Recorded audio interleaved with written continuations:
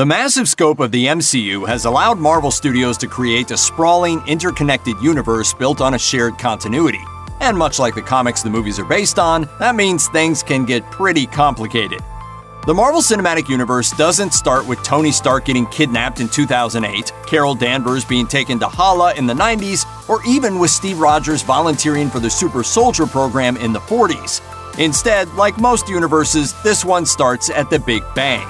Going chronologically, the first event we see in the MCU is the creation of the Infinity Stones. As the Collector explains in Guardians of the Galaxy, they were formed from the 6 singularities that caused the universe to explode into existence, before being scattered across the universe. That, of course, was billions of years ago, but millions of years before we get to the present-day MCU, Ego the Living Planet comes into existence and starts seeding worlds with his essence in an attempt to create another celestial being like himself.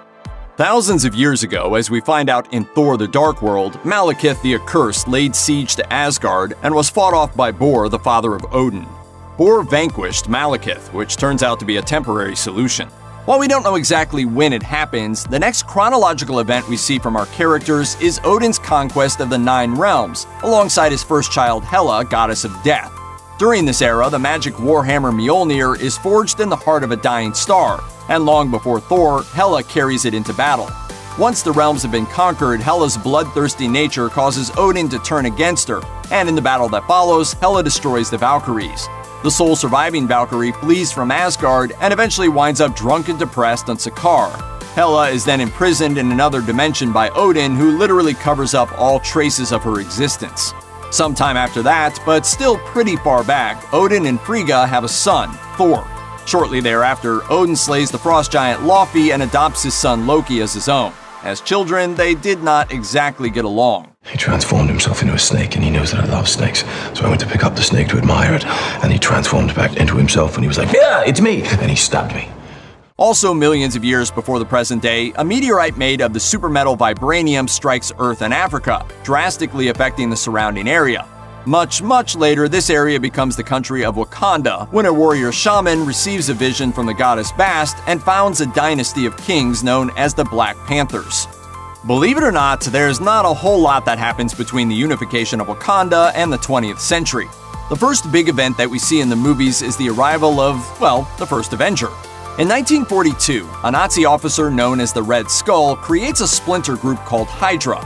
With the discovery of one of the Infinity Stones, he creates a technologically advanced army of his own. That same year, Steve Rogers volunteers for an experimental attempt at creating a super soldier, using a technique created by Dr. Abraham Erskine. The project works, giving Steve the body of Marvel's hunkiest Chris. When Erskine is assassinated, the research is lost. Rather than risking their only super soldier by sending him to fight in the war, the Army gives Steve the codename Captain America and uses him primarily as a spokesman to sell war bonds. Eventually, Steve becomes an active soldier in the war, leading a strike team called the Howling Commandos. On one of their missions, his best friend Bucky falls from a train in the mountains. Steve believes him to be dead, but he's actually taken into custody by the Soviet Army and brainwashed into becoming a super assassin, codenamed Winter Soldier. After attempting to use the Tesseract, the Red Skull is sucked into a wormhole and somehow winds up on the distant planet Vormir, serving as a sort of spectral guardian for the Soul Stone.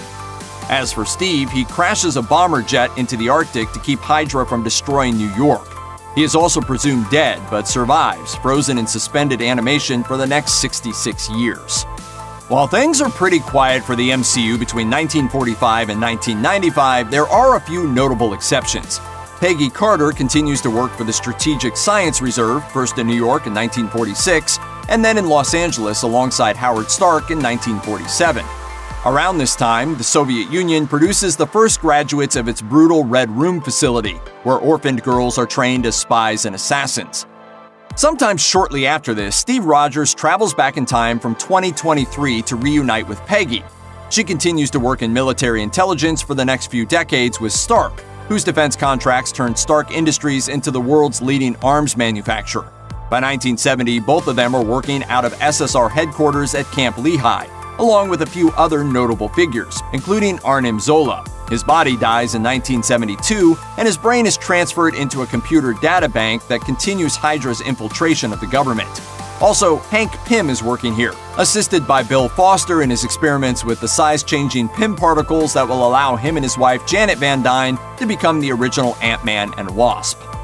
In 1974, Howard Stark launches the Stark Expo, displaying the city of the future, powered by a clean energy arc reactor that's about the size of a house. For some reason, he also hides the structure of a new element in the arrangement of the buildings, which is the kind of science it pays to not think too hard about. In 1980, Ego comes to Earth, winning the heart of Meredith Quill, and 9 months later her son Peter is born. In 1987, Janet Van Dyne is lost in the quantum realm after she and Hank Pym attempt to stop a rogue Soviet missile targeting the United States. In 1988, Meredith Quill dies from brain cancer, intentionally caused by Ego, leaving her son a mixtape of classic rock favorites before she dies. Peter is then abducted by a band of outer space outlaws called the Ravagers, who give him a pretty terrible childhood. Yondu is the guy who abducted me, kicked the crap out of me so I could learn to fight, and kept me in terror by threatening to eat me. Eat you? Yeah. In 1989, Pym resigns from the SSR after finding out that they intended to use his Pym particles to create weapons. The organization has also now been renamed the Strategic Homeland Intervention Enforcement and Logistics Division. That's quite a mouthful. I know. We're working on it. Also that year, Air Force Captain Carol Danvers, who uses the call sign Avenger, volunteers for a test flight of a light-speed engine powered by the Tesseract. When they're shot down by the Kree, a militaristic alien race constantly at war with the shape-shifting Skrulls, Carol's body is overloaded with the Tesseract's energy, giving her incredible powers and also wiping her memory. A Kree soldier named Yang Rog abducts her and takes her back to his homeland, Hala. Here she's made to believe that she's actually a Kree named Veers. Meanwhile, while all of this is happening on Earth, things continue to develop in space. Thanos, an incredibly powerful alien from the planet Titan who's obsessed with balance, begins to seek out the Infinity Stones, laying waste to half of the population of entire planets. He also occasionally abducts young survivors, training them as soldiers. Assuming that most of the more humanoid characters are around the same age as the people portraying them, then his two most notable adoptions happen in the late 80s or early 90s, Gamora and Nebula. Every time the two sisters spar, Gamora wins, and Thanos systematically replaces pieces of Nebula's body with cybernetic parts. In 1991, the Soviet government sends the Winter Soldier to assassinate Howard and Maria Stark, making it look like a car accident. Their brilliant slacker son Tony is left in charge of Stark Industries, along with Obadiah Stane as CEO. Unbeknownst to Tony, Stane makes a tidy profit from secret arms deals with terrorist groups. In 1992, King T'Chaka of Wakanda goes to Oakland, California to investigate arms deals involving stolen vibranium. The culprit is his brother Njobu, who is killed in the altercation. Njobu's son Eric is a witness to the whole thing and grows up craving revenge. In 1995, Carol Danvers, still without her memories of Earth, returns to her home planet after escaping from the Skrulls. She teams up with S.H.I.E.L.D. agents Nick Fury and Phil Coulson to stop the Skrulls from invading Earth. It turns out that the Kree are the bad guys, with Yang Rog and Ronan the Accuser en route in search of the Infinity Stones that will end their war of conquest once and for all. Finally, at full power, Carol fights them off, and in the process, an alien cat scratches Nick Fury's left eye, blinding it and causing him to sport a fashionable eye patch for the rest of the franchise. Before she journeys back into space, Carol gives Fury a pager that can summon her in case of a dire emergency. Inspired by Carol and her original call sign, Fury lays the groundwork for the Avengers Initiative, a program designed to create a team of superpowered heroes to deal with large-scale threats like alien invasions. In 1999, Tony Stark meets bioengineers Maya Hansen and Aldrich Killian at a conference in Bern, Switzerland. He's very rude to Aldrich, who remembers that as a sore point for about 14 years. Throughout all of this, Hydra continues its secret infiltration of S.H.I.E.L.D. and all levels of the United States government.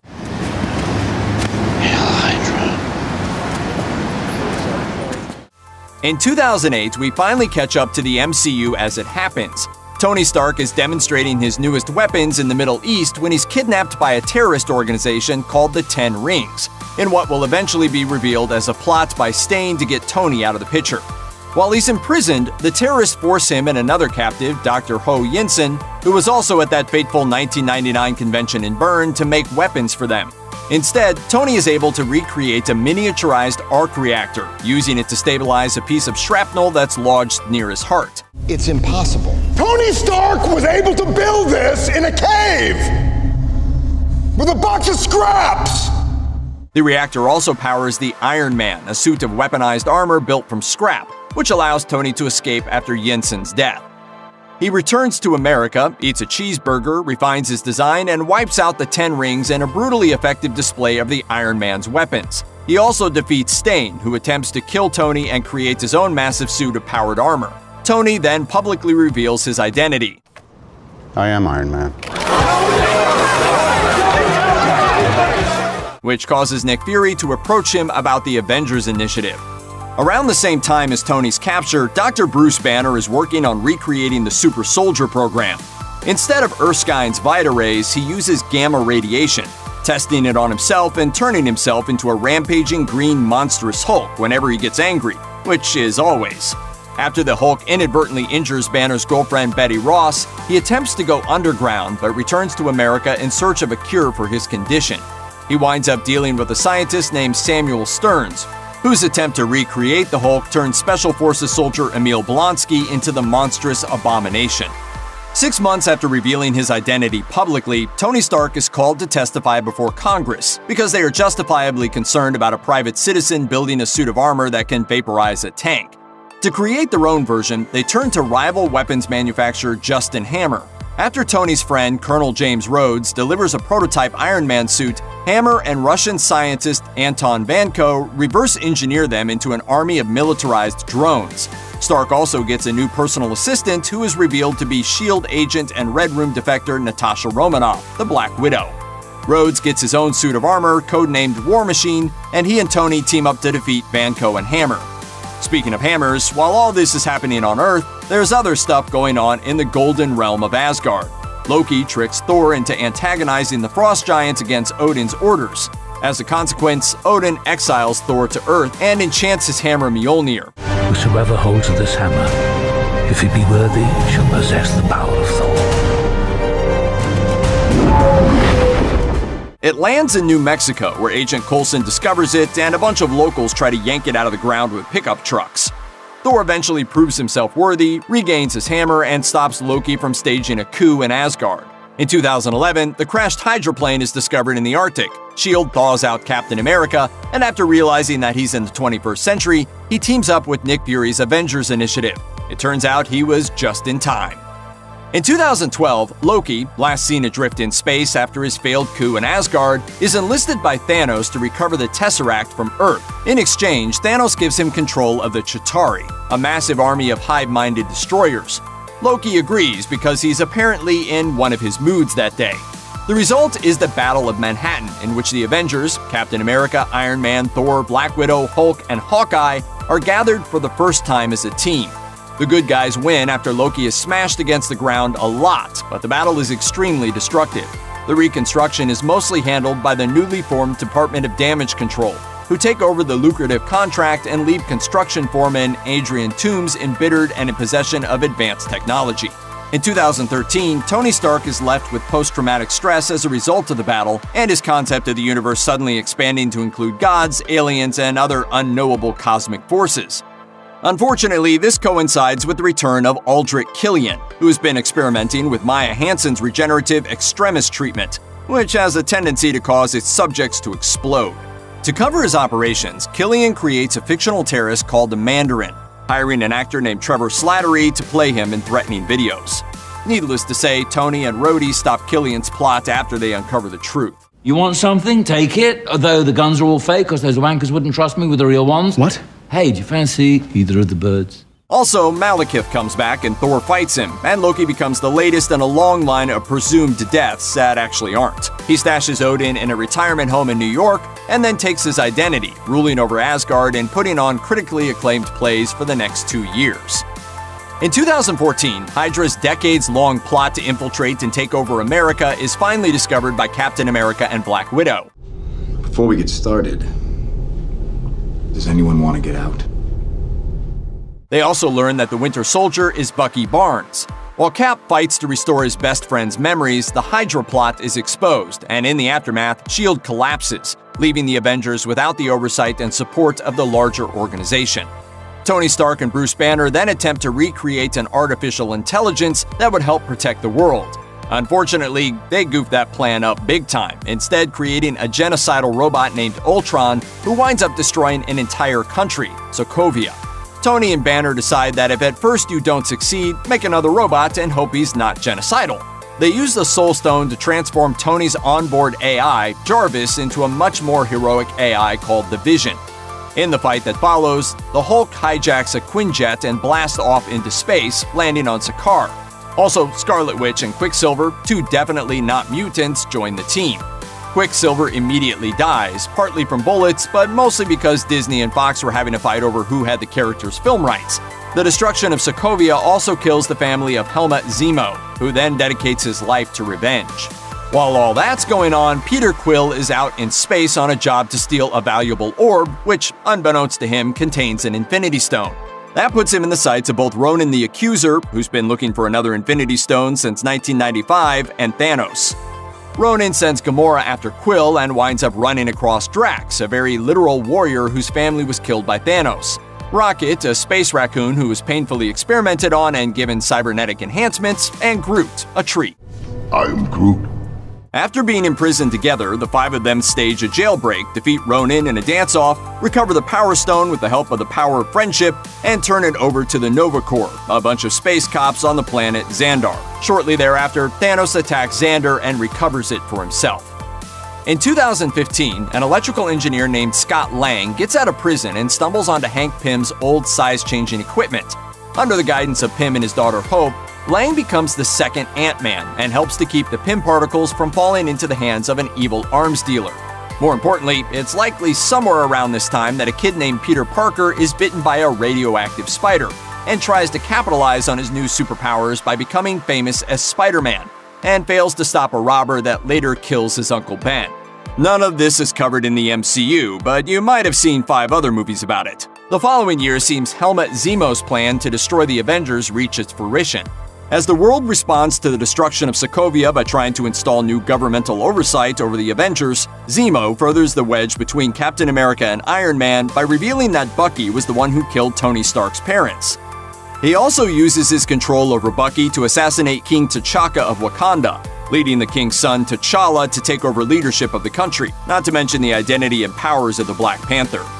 The end result of all of this is that the Avengers break up, the ones loyal to Cap go underground, and T'Challa refuses to give Zemo the death he desires. While all this is going on, Dr. Stephen Strange, who lost the fine motor control in his hands after a car accident, seeks out the Ancient One, and following her death becomes a master of the mystic arts. He stops an invasion by Dormammu, a demonic force from the Dark Dimension, by using the Time Stone to die over and over again until the cosmic villain gets annoyed enough to leave the Earth alone. Meanwhile, the Guardians of the Galaxy encounter and subsequently kill Ego before he can manipulate Peter Quill into aiding his conquest of the entire galaxy. I'm very poppin', y'all! In the absence of the Avengers, Tony Stark begins to mentor Peter Parker. As Spider-Man, Peter tries to deal with the, wait for it, evil arms dealer known as the Vulture, who turns out to be none other than Adrian Toomes, his homecoming date's dad. The Vulture is defeated, arrested, and sent to prison, but not before he and several of Peter's classmates figure out Spider-Man's real identity. Also, Tony Stark finally proposes to Pepper Potts. In Asgard, Thor returns from 2 years of looking for Infinity Stones in various realms to discover Loki's deception. When they find the real Odin, he's at the end of his life, and his death allows Hala to escape her millennia of imprisonment. She destroys Mjolnir, blasts the two brothers into space, and takes over Asgard. Thor winds up on Sakaar, where he recruits Hulk and Valkyrie for a mission to overthrow Hala, which goes about as well as it can for a plan that ends with the complete destruction of Asgard via Fire Giant. Hulk, stop! Just for once in your life, don't smash! Big monster! In Wakanda, T'Challa's rule is challenged by his cousin Eric, who teams up with another evil arms dealer, Ulysses Klaue. There are a lot of evil arms dealers in these movies. Eric betrays Klaue in order to gain favor with Wakandans. He seemingly kills T'Challa and takes over, but T'Challa returns and regains control of his country. I never yielded! And as you can see, I am not dead! After 6 years of waiting around, Thanos decides to personally seek out the Infinity Stones, and the results are devastating. He kills Loki and nearly obliterates the last surviving Asgardians. An attack on Earth leads to things getting so desperate that the whole Avengers crew, except Hawkeye and Ant-Man, who are under house arrest for violating the Sokovia Accords, need to get back together to sort it out. They don't do so well. Dude, you're embarrassing me in front of the wizards. I'm sorry. Either I can't or he won't. It's all right. I don't. Hey, stand down. Keep an eye on him. Despite fighting on two fronts with one small team in space and a massive force on Earth, Thanos gathers the stones, snaps his fingers, and kills half the life forms in the universe, dissolving them into dust. As he dissolves, Nick Fury uses the space pager to alert Captain Marvel that Earth needs her help. A month later, Captain Marvel and the surviving Avengers track Thanos down in space, only to find out that he's destroyed the stones. Thor beheads Thanos and the Avengers return home, having won this battle while losing the bigger war. Weirdly enough, all this happens while Ant-Man is involved in a relatively low-stakes heist movie. When the snap happens, he's left stranded in the quantum realm, which turns out to be an extremely lucky coincidence. While he's there, 5 years go by, during which the heroes deal with the horrific trauma of losing trillions of lives in various, mostly unhealthy ways. Thanks to an assist from the most heroic rat in the universe, Ant-Man returns from the quantum realm where, for him, only a few hours have passed. When he reunites with the Avengers, the heroes realize that the solution to their problem is Time travel! With the help of Iron Man and the now smart Hulk, the heroes travel back to various key points in the timeline to gather up the Infinity Stones of those eras, along with Mjolnir, circa 2013. They also inadvertently bring the Thanos of 2014 forward to 2023, along with all of his minions. Right before he starts attacking, the Hulk uses a rebuilt Infinity Gauntlet to wish everyone back to life, and virtually every hero in the entire MCU takes Thanos on at once. The final blow is dealt by Iron Man, who dies on the battlefield like a freaking rock star. After gathering for a funeral, Steve Rogers hops into the time stream to return everything to where it should be. After living a full life with Peggy Carter in an alternate past, he returns to this world one more time as an old man to bequeath his shield to Sam Wilson the Falcon, naming him the new Captain America. Check out one of our newest videos right here, plus even more Looper videos about the MCU are coming soon. Subscribe to our YouTube channel and hit the bell so you don't miss a single one.